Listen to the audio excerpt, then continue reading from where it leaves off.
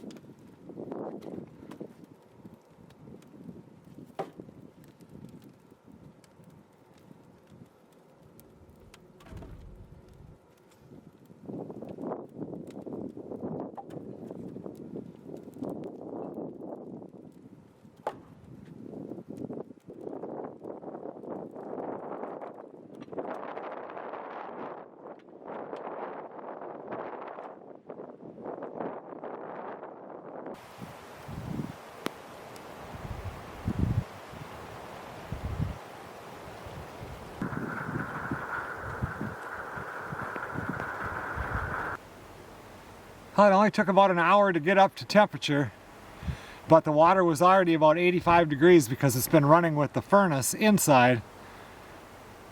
And now we're right there, the cycle is finished.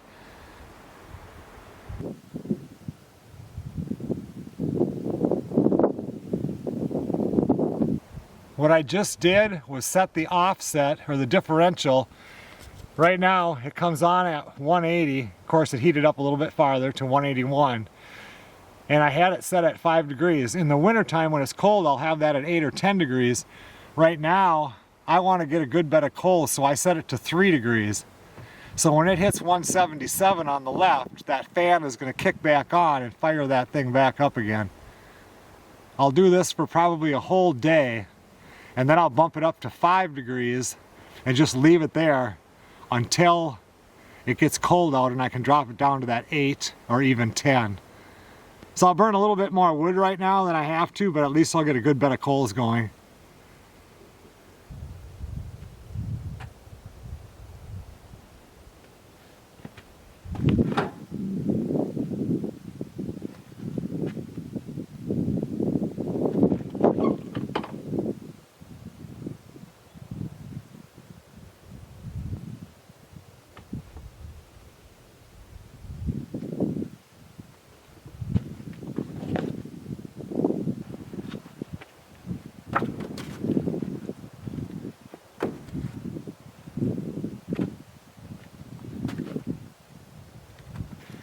So if my coals stay good, and it looks like you can't really see it, but it looks like I got some good coals started. If they'll stay good enough for the next time it clicks on, I think we'll be pretty good. I can actually hear air. Ooh, there were some hot lines. I can actually hear some air in there, so I think we'll go out on the back of the boiler and open that top a little bit to see if any air comes out. Usually that's pretty silent, but this is the first time we're running it.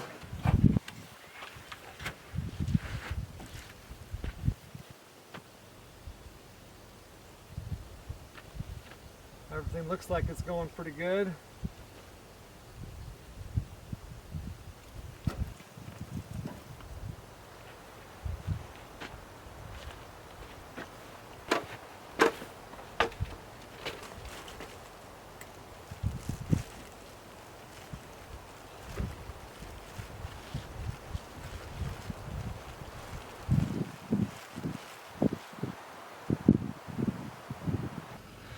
I was going to bring you inside because I have one of those spigots or whatever down in the basement too, but the second I bring this camera in, it's just going to fog up because it's so cold out right now and it's so warm in the house. So I'll go down there and see if there's any air down there, and we'll just wait for it to kick back on. Oh, if I can remember how to do this. It says it's 51.1 in here. It runs at 50 and stops at 55. So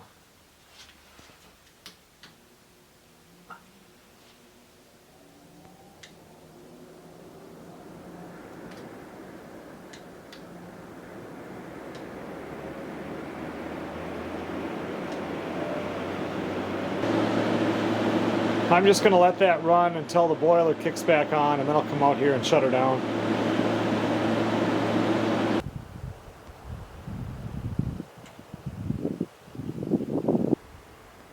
Still holding at 180. I mean, it's still probably 40 degrees out, so it's not that cold. It takes a long time.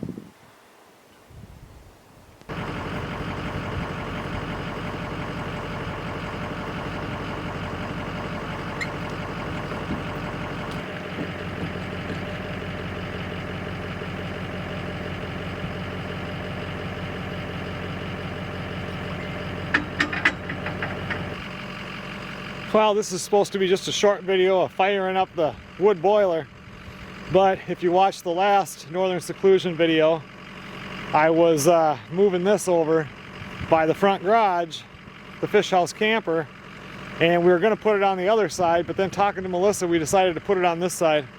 I'll just deal with backing it in here or whatever I'm going to do in the winter time. Got it all leveled in nice and sitting here. I mean, we won't be moving it out to the lake until right around New Year's probably. Got to be 16 to 20 inches of ice, so. But this is our spot for now. I ran the electric over here, so we're plugged in. It's not plugged into 30 amp, but enough to keep the batteries charged, easily run the furnace and everything in here, so. Because if you guys don't watch those videos, we like to come out here and watch a movie usually on the weekend just to get out of the house and get into the camper.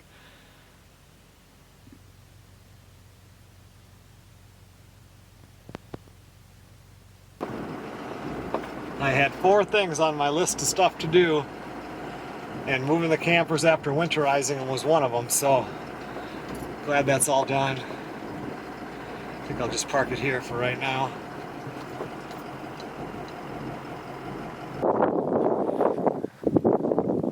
Huh, it must have kicked on again. It's up to 181. It was down to 180. I never saw it go to 179. But there's smoke coming out of there, so it was barely trickling out before, so it must have fired up.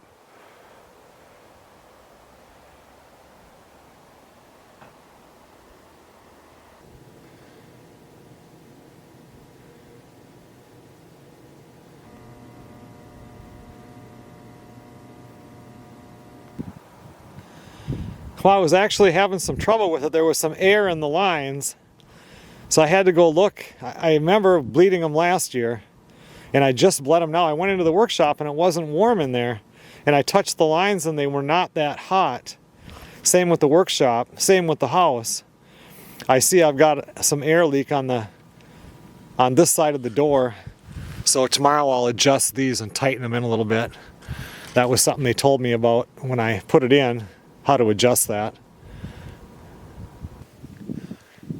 Right now the furnace is on in the house, but I can hear that the furnace is on when otherwise it's just the fan inside. You can always, when you're outside, hear when the actual furnace is, because it's blowing the exhaust out through the top, through the chimney. Now it just shut off. I just got this thing going good with the air, so let's go check the guest house.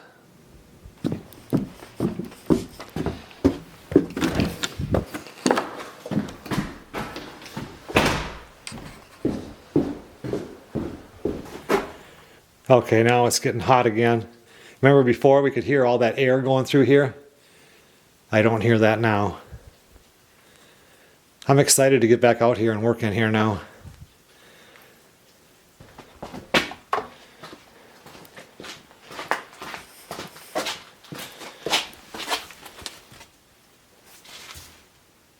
Yep, that's hot again.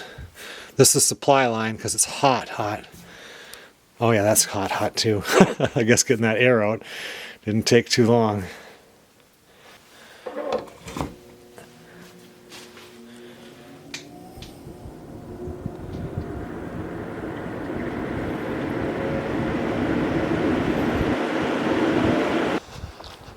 All right, so now I'll wait, and when the heat comes back on in the house, it should just be the fan and not the furnace.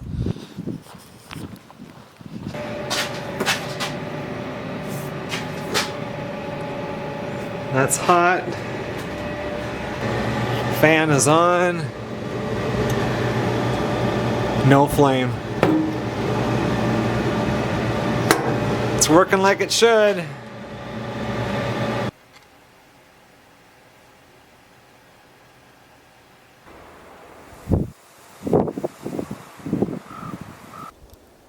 Good morning, everybody. 25 degrees out. 71 in the house. Boiler looks like it's right where it's supposed to be. I'm not going to put any wood in it yet. I'll wait a couple hours. It's not even cold out yet, so there should be wood in there.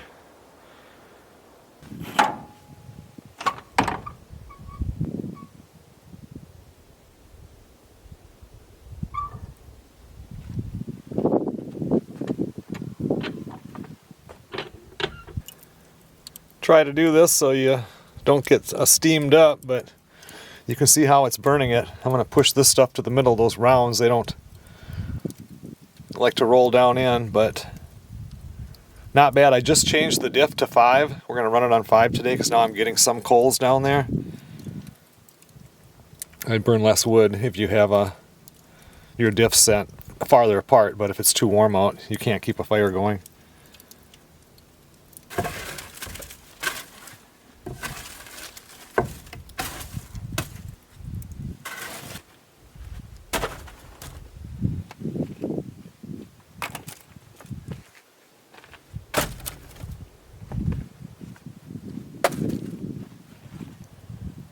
All loaded up.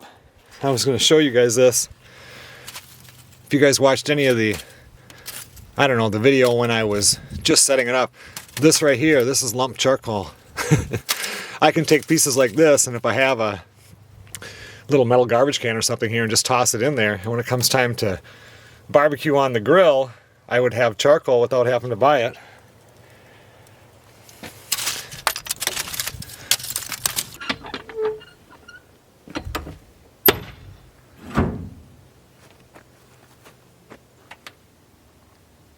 It has to drop 1 more degree before the fan kicks on.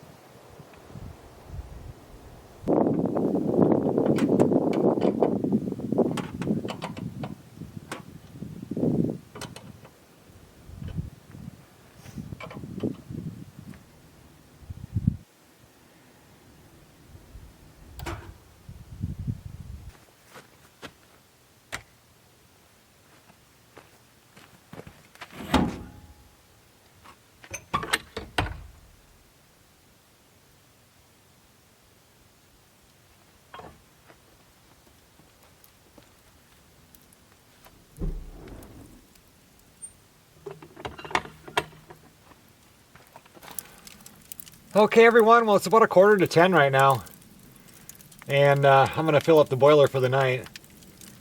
I don't know how good you can see that, but there's enough to burn until morning in there actually, but We're going to put some more in because I'm getting a really nice bed of coals now. And now you can see why you open the door and you hold it there for a second. You always keep yourself behind the door, because when you open it, it just went through a burn cycle. And once that fan shuts off, the fire has no wind, no air. And when you open the door, it does get air and you get that fireball. If you're standing in front of it, you're fried. That's the one thing you have to be careful about with a wood boiler.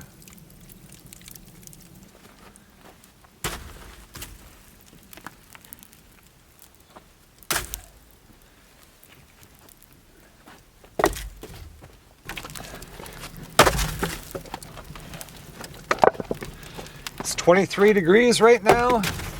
The high today made it to 31.6, so we never went above freezing. But at 31, we get down to 35 below. We will get about 70 degrees colder at one point this winter.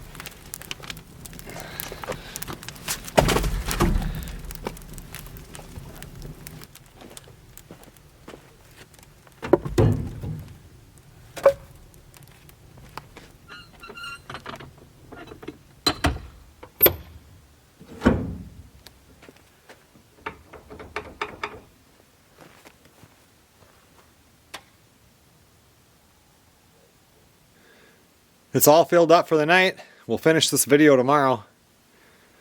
It wasn't even supposed to get, I mean, it's 23 right now. I think that was like low for tonight. We got completely clear skies. The moon is really full tonight. Wouldn't surprise me if we drop down into the teens.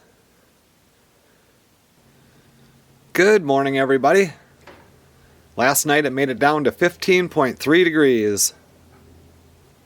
As soon as it's done with this burn cycle right here, I'm going to go in there and we'll check it out and chunk some more wood in there.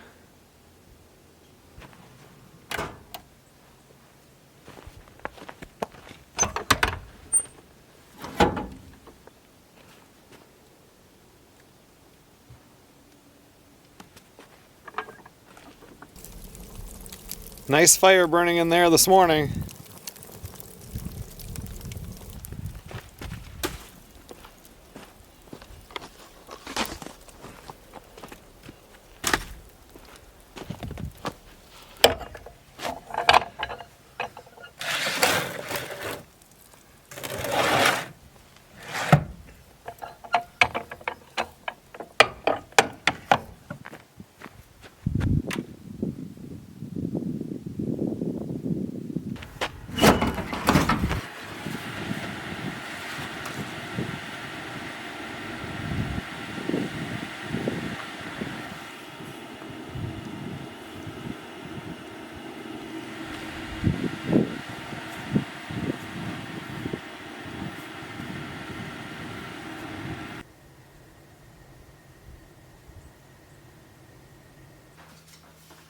Well, I went back on the video that I put up where I cleaned out all the ashes and kind of discussed how the actual wood boiler works.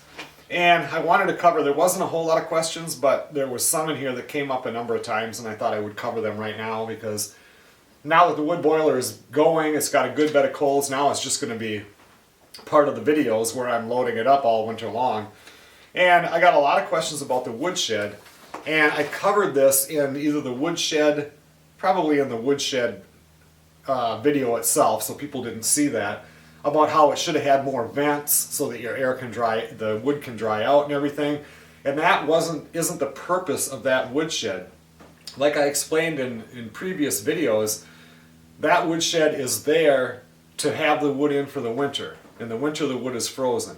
It does freeze dry some, but it's not a big deal. You're not really drying your wood in the wintertime.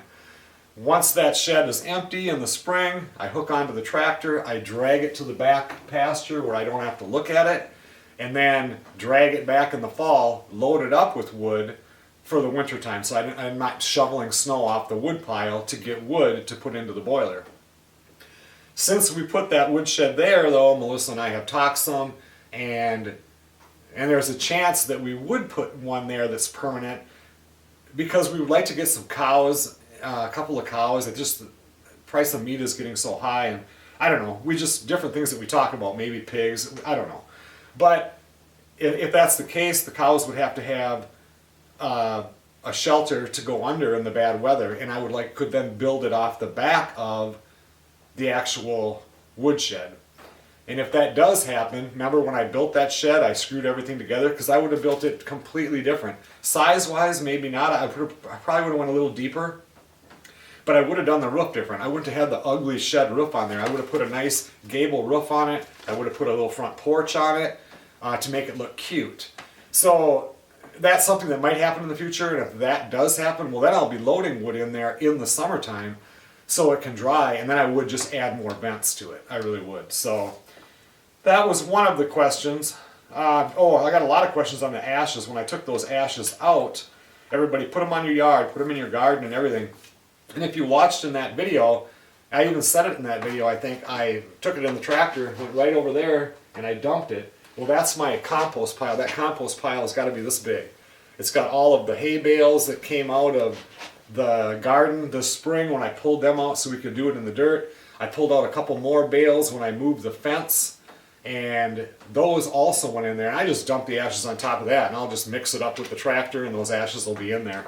And I could have dumped it where the garden is, but we're moving the garden next year. Remember, we're moving that back, so everything's getting too crammed up, so we're going to move it back. And then once that's all tilled up, then I could have dumped them right there. Why no chimney cap? Well, I put the bucket on it in the summertime when it's raining.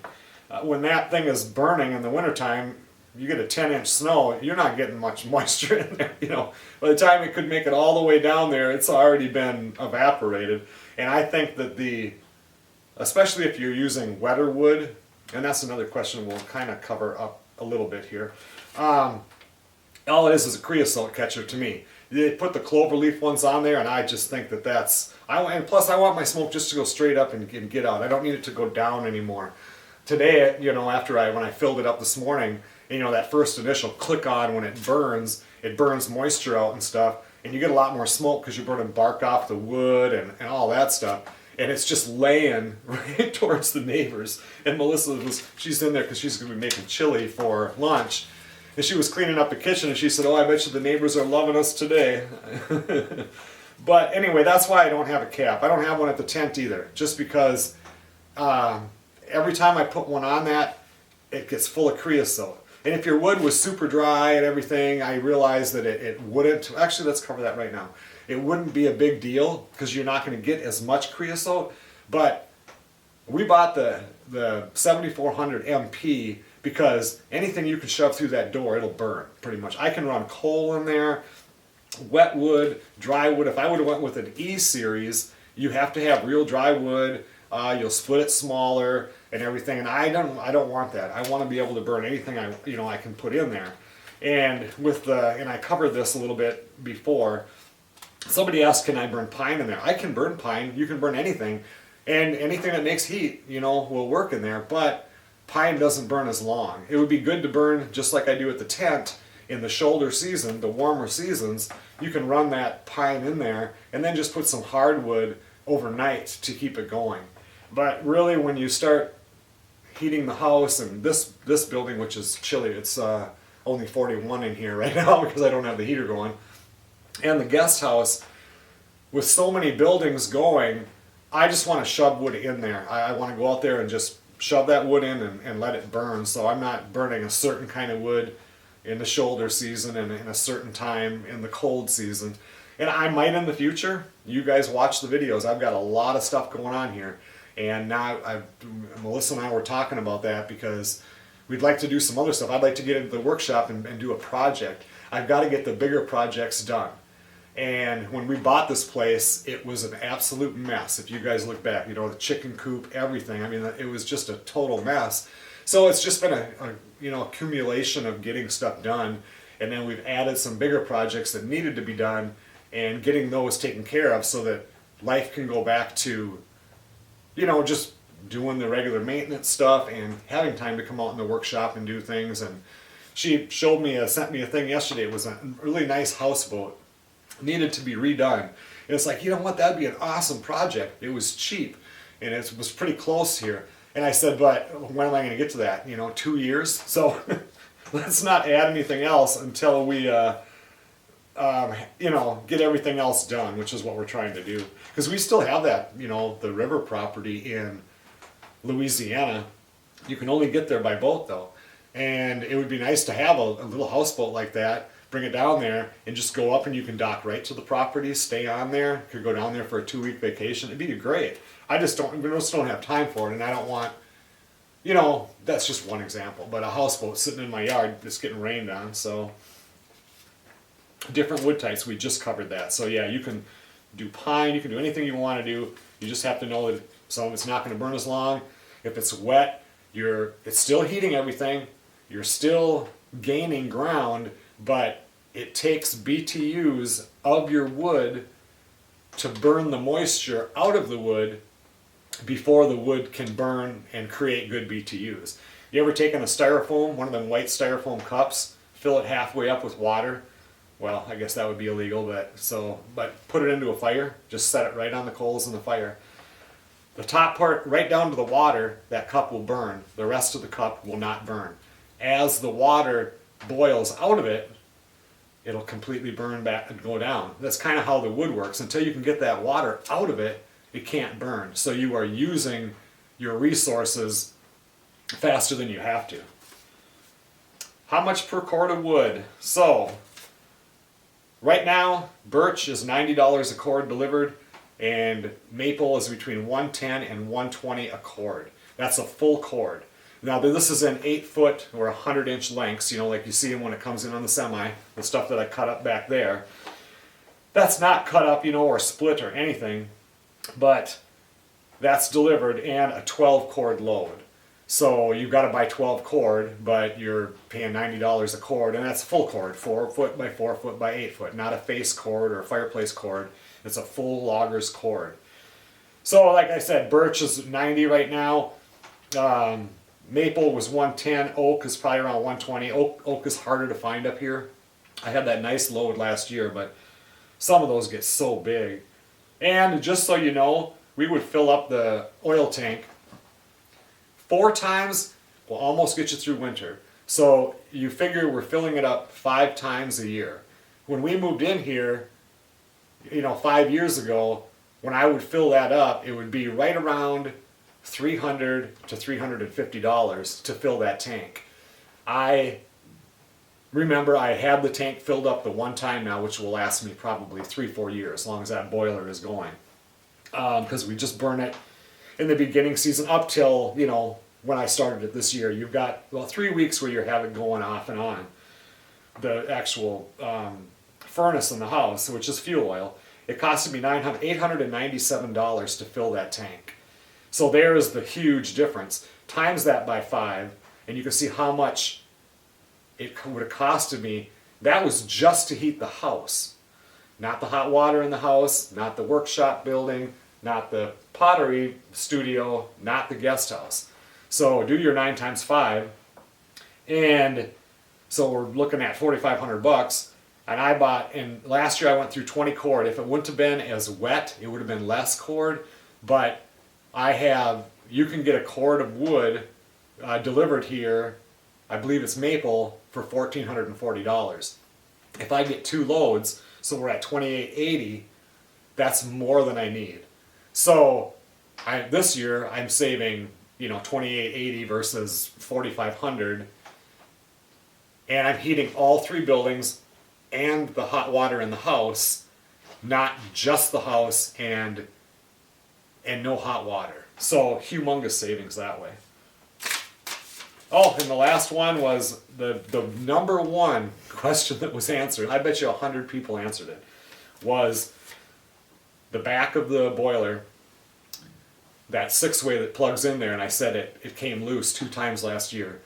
Everybody telling me all I got to do is pull the screw out and put a longer screw in, and I never thought about that. I knew that they existed on there, but to be honest, when I put that plug-in in, I didn't realize I would need one of those, so I had to run up to L&M and get one, and I just got the cheapest one I could get.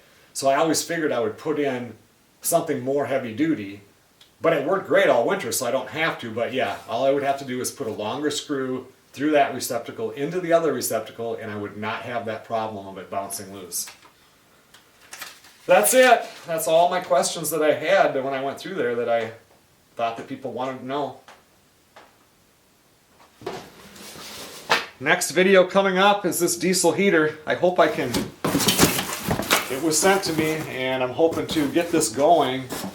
I'd like to bring it up to the tent, drill this size hole in the wall to the left of the back door when you're looking at the back of the tent, so it's right underneath that bench, and see how it heats back there. It would be super cool to have one of these that's up there in the wintertime, so when I get there for the winter trip, when it takes a whole day to heat up the tent, this would be putting all that BTU into that back part, which would greatly cut down on the time it takes me. Once the tent gets up to heat, I mean the wood stove easily heats it, but when you're taking everything from 20 below and getting it up to 80 degrees, the air you can get warm, but it takes a long time to thaw out all the wood, you know, everything in there. So that's probably the next video. And then I got to do a video because we went over 100,000 and I finally got my plaque yesterday.